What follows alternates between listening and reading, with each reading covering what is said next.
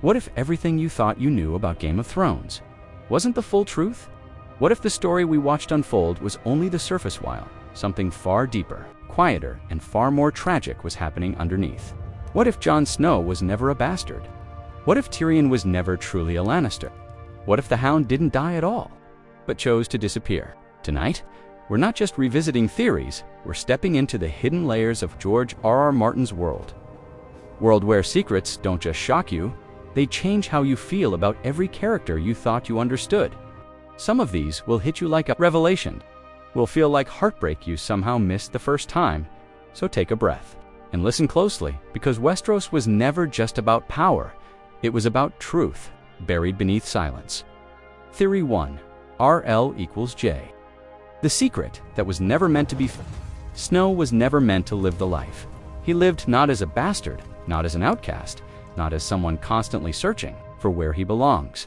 Because the truth is, he always belonged to everything. Jon isn't the son of Ned Stark. He's the child of Rhaegar, Targaryen, and Lyanna Stark, to people whose love, or perhaps destiny, reshaped the entire realm. And suddenly, everything changes. Ned Stark wasn't hiding shame. He was carrying a promise made in a tower. To a dying sister, surrounded by blue winter roses, a promise to protect a child from a world that would kill him for simply existing. Think about that for a moment. Every time Jon looked at Ned, searching for approval, Ed saw not a mistake, but a life he swore to protect, even if it meant becoming a liar in the eyes of everyone else. Even his best friend, Robert Baratheon. Jon's story isn't just about identity, it's about sacrifice, because inside him lives both ice and fire, the blood of the North and the blood of dragons. He isn't just part of the story, he is the story. Theory 2, AJ equals T. The lion, who might be a dragon Tyrion Lannister, spent his entire life being told he didn't belong. Not by strangers, by his own father, but what if Tywin wasn't being cruel? What if he was being honest?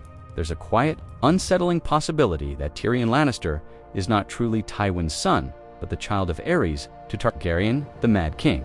And suddenly, Tywin's hatred feels different. More personal, more painful, because it's not just disappointment, it's betrayal. The Mad King's obsession with Joanna Lannister is well known in whispers and fragments. And if those whispers hold even a grain of truth, then Tyrion wasn't just born into conflict, he was born from it. And maybe that's why he always felt different. Why? He dreamed of dragons as a child. Why he understood them in a way no one else could when he stood before them. They didn't see a monster, they saw something familiar. And maybe, deep down, Tyrion always felt it too, that he wasn't just the unwanted son of a powerful man, but something else entirely, something older, something dangerous. Theory 3, the Hound, not dead, just finally free. Not every story in Westeros ends in death. Some end in silence. When Sandor Clegane was left behind, broken and bleeding, it felt like the end. And maybe for the Hound, it was. But not for Sandor. There's a quiet theory, almost gentle in a world this brutal, that he survived. That he made his way to the Quiet Isle. That he laid down his sword and never picked it up again. Not because he couldn't, but because he didn't want to. The Elder Brother says the Hound is dead. And maybe that's the truth. Because the man who lived for violence, the man shaped by fire and pain, that version of him didn't survive. What remained was just a man. A tired man. A man digging graves instead of creating them. Brienne notices someone there, a massive figure, limping, silent. A man who avoids attention. A man who seems done and nearby. A horse that once belonged to a killer, still waiting, still loyal. That's not coincidence, that's a life left behind. For the first time in his life, Sandor Clegane found something he never had before.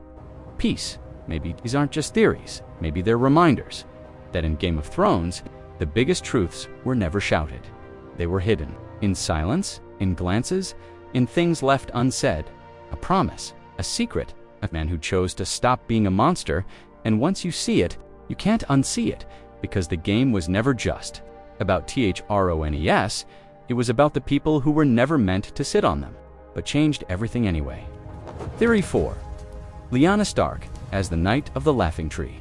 the spirited and rebellious sister of Eddard Stark, was the mysterious Knight of the Laughing Tree who appeared at the fateful tourney at Harrenhal. In this disguise, she defended the honor of Howland Reed and inadvertently set in motion the chain of events that would culminate in Robert's rebellion, the fall of the Targaryen dynasty, and her own tragic death in the Tower of Joy.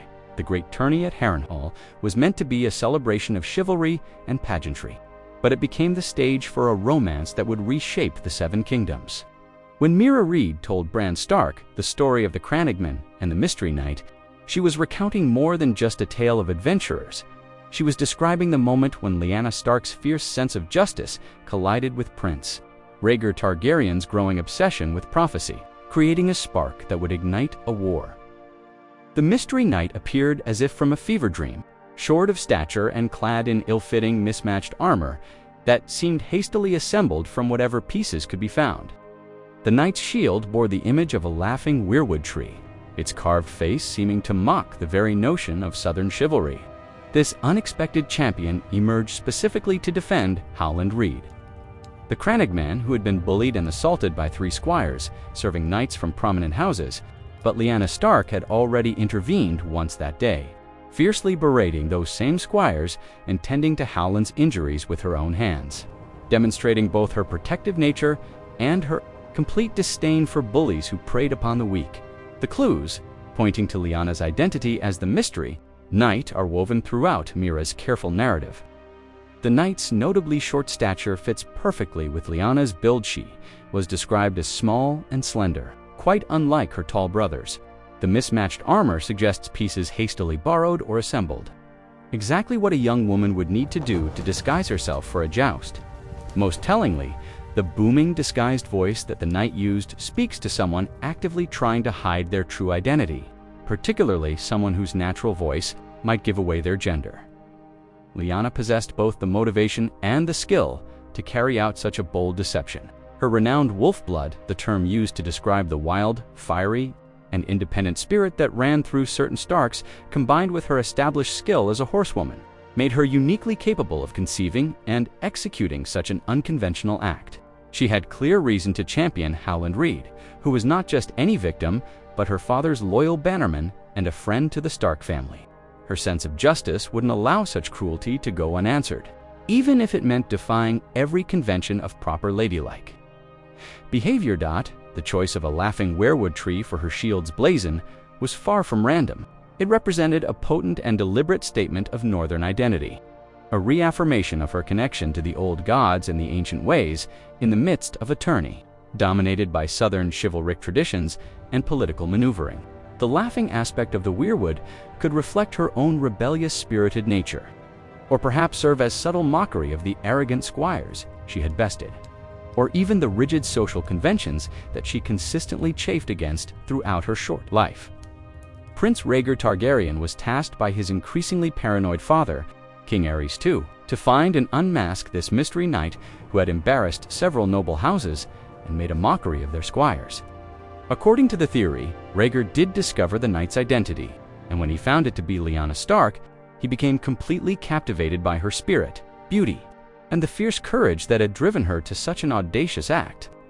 This encounter was the moment that sparked their fatal attraction, not the traditional narrative of rape and abduction, but a meeting of minds between 2 young people who understood the weight of prophecy and destiny.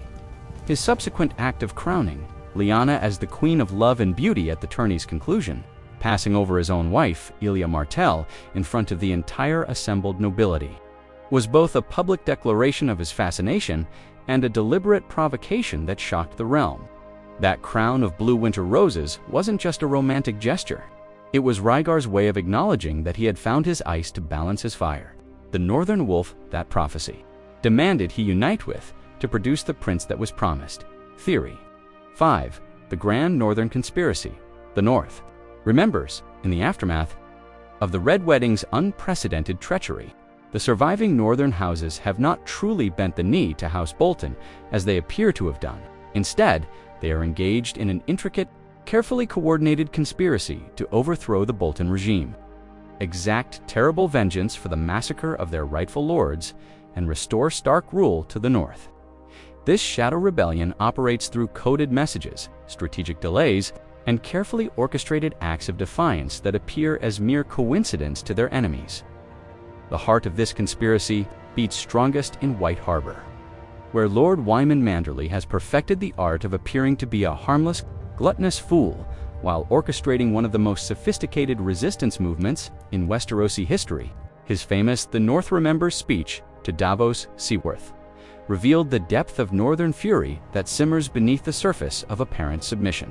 When he spoke those words, he wasn't just expressing sentiment, he was delivering a promise of retribution that would shake the very foundations of the Bolton regime. Manderley's genius lies in his ability to use his enemies' prejudices against them. The Freys and Boltons see him as a fat, weak southern lord who cares more for his next meal than for northern honor. They believe his apparent loyalty stems from cowardice and his desire to protect his remaining family members. In reality, Manderley has been planning their destruction from the moment news of the Red Wedding reached White Harbor, and every gesture of submission has been carefully calculated to lull his enemies into complacency while he marshals his forces and builds his alliances. The infamous Frey Pie's theory suggests that Manderley's revenge has already begun in the most visceral way possible. During Ramsay Bolton's wedding feast, 3 Freys, who had disappeared on their way to White Harbor, were notably absent from the celebrations. Manderley arrived late to the feast, bringing with him several large meat pies that he insisted were a special delicacy from his kitchens. Throughout the evening, he made a point of requesting that the Freys and Boltons partake of his gift, watching with barely concealed satisfaction as they consumed what may have been the flesh of their own kin. When he loudly proclaimed that he was too fat to eat another bite, it wasn't gluttony. Speaking it was the satisfaction of a man who had served justice in its most primal form. But Manderley's plans extend far beyond personal revenge. He has been secretly building a war fleet in White Harbor, constructing ships that could transport northern forces anywhere along the coast or provide crucial naval support for any rebellion against the Crown. His supposed construction delays and cost overruns are actually deliberate stalling tactics, ensuring that the fleet will be completed exactly when it's needed most, not when his enemies expect it. The conspiracy extends throughout the north, with each house playing their assigned role in the grand deception. The Umbers have split their forces in a brilliant strategic maneuver that confuses their enemies while maintaining maximum flexibility. Great Jon Umber remains a hostage of the Freys, but his sons have divided their loyalties in a way that ensures the family survives, regardless of the outcome, while positioning themselves to strike. When the moment is right, Huther Horsebane Umber ostensibly supports the Boltons, while his uncle Mors Crowfoot Umber openly opposes them, giving the family representation on both sides of the conflict. Lady Barbary Dustin plays perhaps the most complex role in the conspiracy, her public statements revealing a deep-seated resentment that could be turned toward any number of targets depending on how events unfold.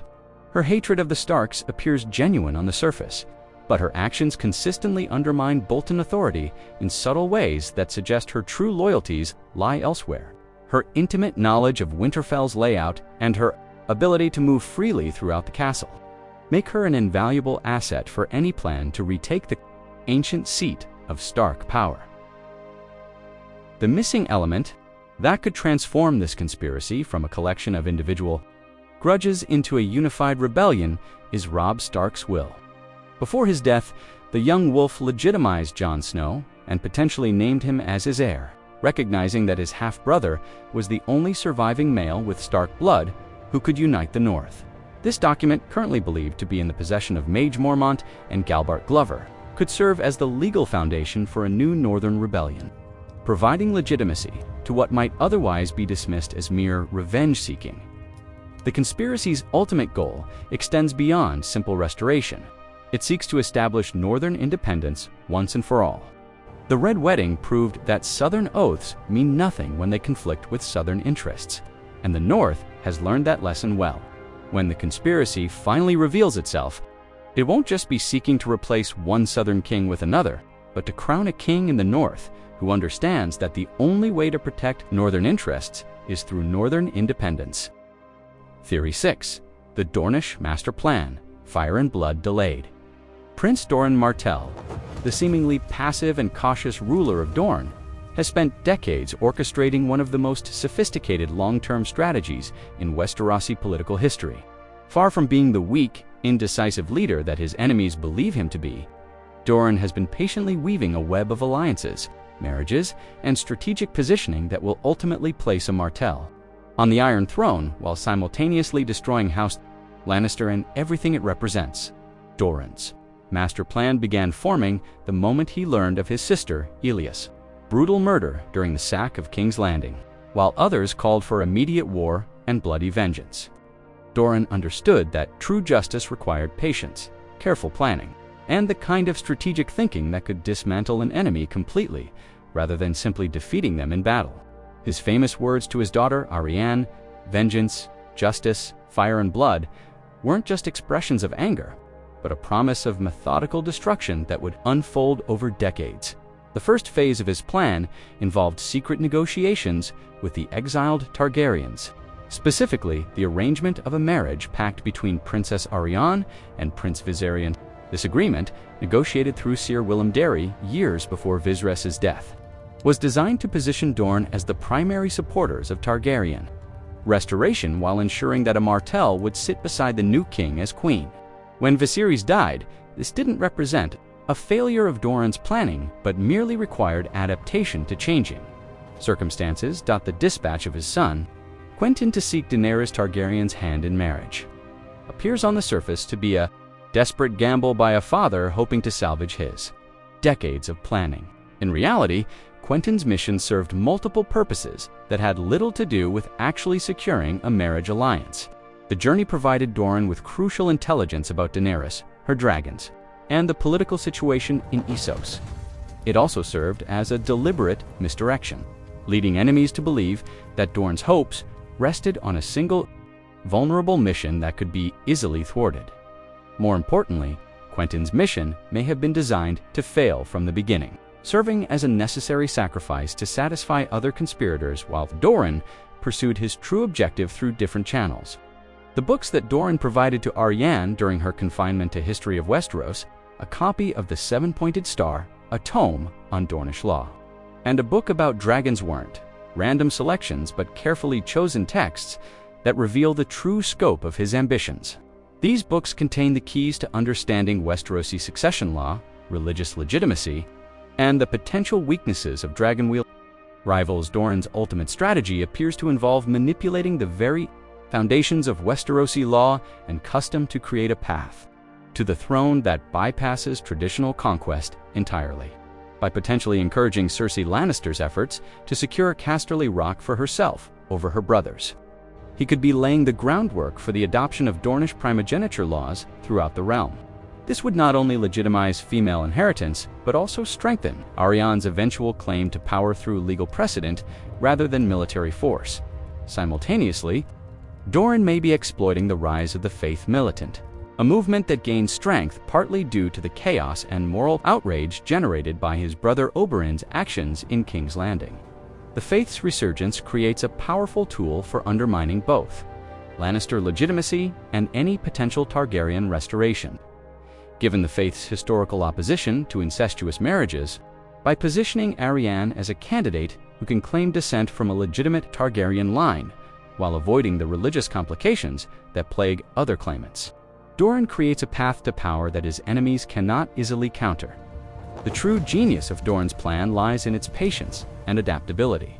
While his enemies focus on immediate threats and obvious moves, he has been playing a game that spans generations, creating multiple paths to victory while ensuring that each setback only strengthens his ultimate position. His apparent weakness becomes his greatest strength, as enemies consistently underestimate both his capabilities and his ambitions until it's far too late to stop him. Prince Oberyn's dramatic confrontation with Sir Gregor Clegane wasn't just a brother seeking justice for his sisters. Murder it was a carefully orchestrated piece of Doran's larger strategy. Oberyn's death served to discredit the Lannister regime, highlight their moral failures, and create the kind of outrage that fuels religious and political movements. Even in death, the Red Viper accomplished more toward Doran's goals than he could have achieved through years of conventional warfare. Theory 7. The Southern Ambitions, the conspiracy that started it all. Decades before, Robert's rebellion erupted into open warfare. The great houses of Westeros were already positioning themselves for a conflict that would reshape the realm forever. The intricate web of marriages and fosterings that connected House Stark to Houses Arryn, Tully, and Baratheon wasn't the result of coincidence or simple political opportunism, was the foundation of a carefully orchestrated conspiracy designed to overthrow the Targaryen dynasty and replace it with a more stable, controllable regime.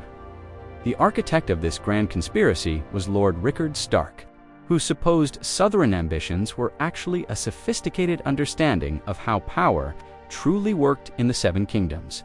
Rickard recognized that the Targaryens' grip on power had been fundamentally weakened by the death of their dragons, and that King Aerys II's increasingly erratic behavior provided an opportunity to create a coalition, powerful enough to challenge royal authority.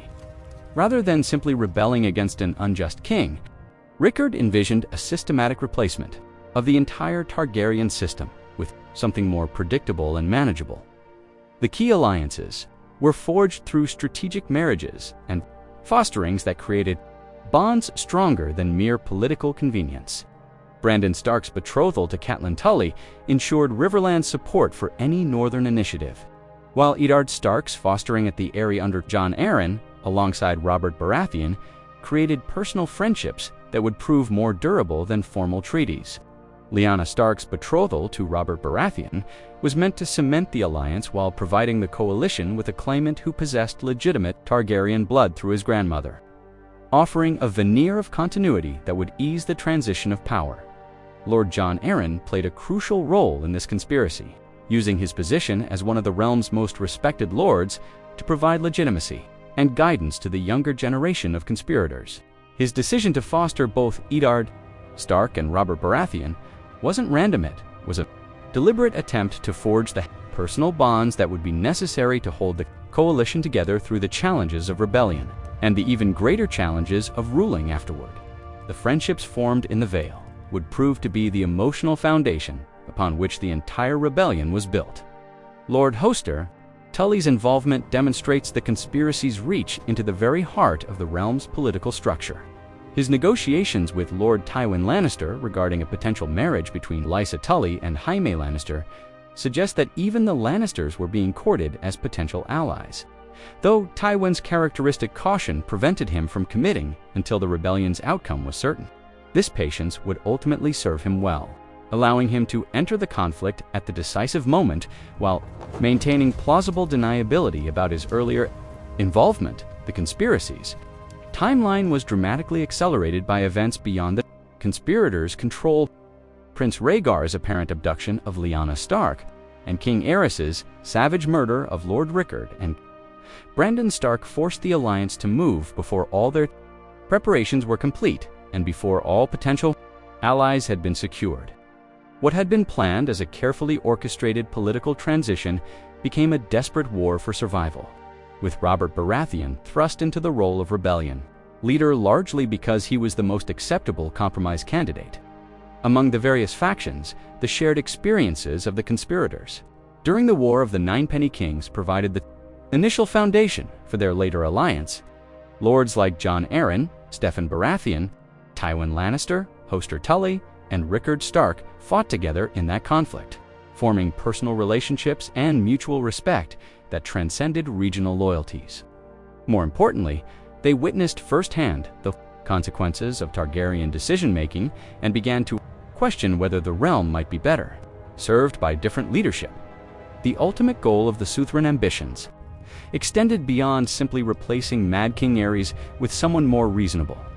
The conspirators sought to fundamentally alter the balance of power in Westeros, replacing the unpredictable autocracy of dragonlords with a more collaborative system where the great houses would have genuine influence over royal policy. Robert Baratheon was chosen not just for his Targaryen blood, but because his personality and background suggested he would be amenable to guidance from the lords who had placed him on the throne. The conspiracy's success in achieving regime change was remarkable, but but its failure to create lasting stability reveals the limitations of even the most sophisticated political planning. The personal relationships that held the rebel. Theory 8. The Night's King of book lore, a Stark. Betrayal. The legendary Night's King from the ancient stories told by Old Nan represents one of the darkest chapters in Northern history, a tale of forbidden love, corrupted power, and a betrayal that strikes at the very heart of House Stark's honor. This figure, distinct from the television show's Night King, was the 13th Lord Commander of the Knights Watch, who fell in love with an other-like woman and ruled the Nightfort as his personal kingdom for 13 terrible years, making sacrifices to the others and committing atrocities so horrific that his very name was erased from history. Old Nan's chilling tales, whispered to Bran Stark in the crypts of Winter, describe a warrior renowned for his fearlessness, trait that ultimately became his undoing when he encountered something beyond the ethereal that should have filled any rational man with terror. The woman he met was described with skin white as the moon and eyes like blue stars, and her flesh was cold as ice to the touch. Despite these clear warnings of her otherworldly nature, he pursued, caught, and loved her with an obsession that consumed his soul, along with his seed. The transformation that followed was both gradual and absolute. The Night's King brought his corpse queen back to the Nightfort, the oldest and most dreaded castle on the Wall, a fortress already steeped in legends of horror and supernatural dread. There, he declared himself a king, and her his queen, using what Old Nan called strange sorcery to bind his Night's Watch brothers to his will. For 13 years, they reigned in darkness, committing acts so horrific that even centuries later, the tales are whispered with dread throughout the North. The identity of this fallen Lord Commander remains one of the most contentious mysteries in Northern history. While various tales name him as a Bolton, Umber, Flint, or member of other Northern houses, Old Nan's version carries special weight because of her deep connection to Winterfell and its secrets. She adamantly tells Bran that the Night's King was a Stark of Winterfell, possibly even the brother to Brandon the Breaker, the very king in the North who eventually brought down his dark reign. This Stark connection suggests a profound betrayal at the heart of the North's most storied lineage, a shameful secret that the family has spent millennia trying to bury. The revelation that the Night's King might have been Brandon the Breaker's own brother adds layers of tragedy and irony to the tale. Brandon the Breaker, working alongside Jormund, the king beyond the wall, led the coalition that finally ended the Night's King's reign of terror. The idea that Brandon was forced to destroy his own brother, who had fallen to corruption and forbidden love, transforms this from a simple tale of good versus evil into a deeply personal family tragedy that would haunt House Stark for generations. King's Corpse Queen connects this ancient tale to the larger mysteries surrounding the others and their relationship with humanity. Her description perfectly matches that of the others encountered in the series, suggesting that the Night's King's fall represents an early attempt at some form of alliance or pact between humans and the Ice Beings. The sacrifices made to the others during his reign might have been part of a larger agreement or tribute system that has since been forgotten or deliberately obscured the systematic erasure of all records. Concerning the Knights, King speaks to the horror his reign inspired and the determination of those who defeated him to ensure such corruption could never rise again. His very name was forbidden, his deeds struck from the histories, and his existence reduced to whispered tales told by old women to frighten children. This level of historical censorship suggests that his crimes went beyond simple tyranny, into realms that threatened the very foundations of human civilization in the North. The legend might offer crucial insights into the ancient relationship between the first men and the others, suggesting that such relationships existed and that they carried terrible consequences when they crossed certain forbidden lines. The Night's King's story could be a cautionary tale about the dangers of treating with the others, or it might represent the remnants of a more complex, ancient pact that was catastrophically violated. Theory 9. Bran's connection to the Night King. The time loop paradox. The Night King of the television series, while distinct from the book's Night's King, may be connected to Bran Stark through a devastating time loop that transforms the three-eyed Raven's attempts to prevent catastrophe into the very cause of the disaster he seeks to avoid. This theory suggests that Bran's growing powers and desperate interventions in the past create a paradox where his efforts to save the world directly lead to the creation of its greatest threat. The foundation of this theory lies in the unique connection between Bran and the Night King. Demonstrated throughout the series, unlike other characters who encounter the White Walkers, Bran can perceive the Night King within his visions, and more significantly, the Night King can perceive and physically interact with him. This two-way connection is unprecedented and suggests a bond that transcends normal magical interactions, implying either a shared origin or a destiny that binds them together. Across time and space, the pivotal scene showing the children of the forest creating the first White Walker provides the key to understanding this connection. When Leaf plunges the dragonglass dagger into the heart of a captured first man, Bran experiences what appears to be physical pain and distress, as if he himself were feeling the agony of transformation. This reaction goes beyond mere empathy or magical sensitivity. It suggests that Bran is somehow present within that moment in a way that connects him directly to the Night King's creation. The time loop theory proposes that Bran, in his future role as the Three-Eyed Raven, makes multiple desperate attempts to prevent the Long Night by traveling back through time to intervene at crucial moments. Each intervention, however, creates unintended consequences that ultimately lead to the very disasters he seeks to prevent. His first attempt might involve trying to warn King Aerys II about the coming White Walker invasion, but his whispers from the past only fuel Aerys's paranoia and obsession with wildfire, earning him the name Mad King and setting the stage for Robert's rebellion. A second intervention could see Bran traveling even further back to become Bran the Builder, using his knowledge of future threats to construct the Wall and Winterfell as defensive measures. This version of Bran might establish the stark words, "Winter is coming," as a perpetual warning and ensure that there must always be a Stark in Winterfell to maintain ancient magical defenses. The similarities in names between Bran Stark and Bran the Builder support this possibility, suggesting a cyclical nature to Stark history that transcends normal generational succession. The final and most desperate intervention involves Bran attempting to prevent the Night King's creation by warging into the human sacrifice. At the exact moment of transformation, his plan might be to stop the process from within, using his consciousness to resist the children's magic and prevent the first White Walker from ever existing. Instead, he becomes trapped within the transformed being, his consciousness merged with that of the Night King, but slowly losing its humanity over thousands of years of imprisonment within an ice-cold shell. This theory explains the Night King's apparent strategic intelligence and his specific focus on Bran during their eventual confrontation. If the Night King contains Bran's consciousness, he would possess knowledge of future events, understanding of military strategy, and a desperate need to complete the time loop by ensuring that the present-day Bran eventually travels back to become him. The Night King's patient, methodical approach to conquest reflects Bran's own careful, analytical nature rather than the mindless hunger typically associated with the undead. The visual and thematic parallels between Bran and the Night King support this connection. Both are associated with ancient magic. Both have the ability to control others, Bran through war, the Night King through his command of the dead, and both represent a transformation from human into something beyond normal mortal existence.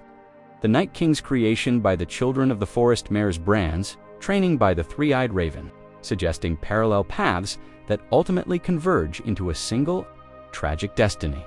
The time loop paradox adds profound emotional weight to the series' conclusion, transforming Bran from a passive observer of history into its most tragic participant. His noble desire to save the world leads directly to his own transformation into its greatest threat, creating a cycle of heroism and horror that can only be broken by accepting the terrible truth of his own destiny.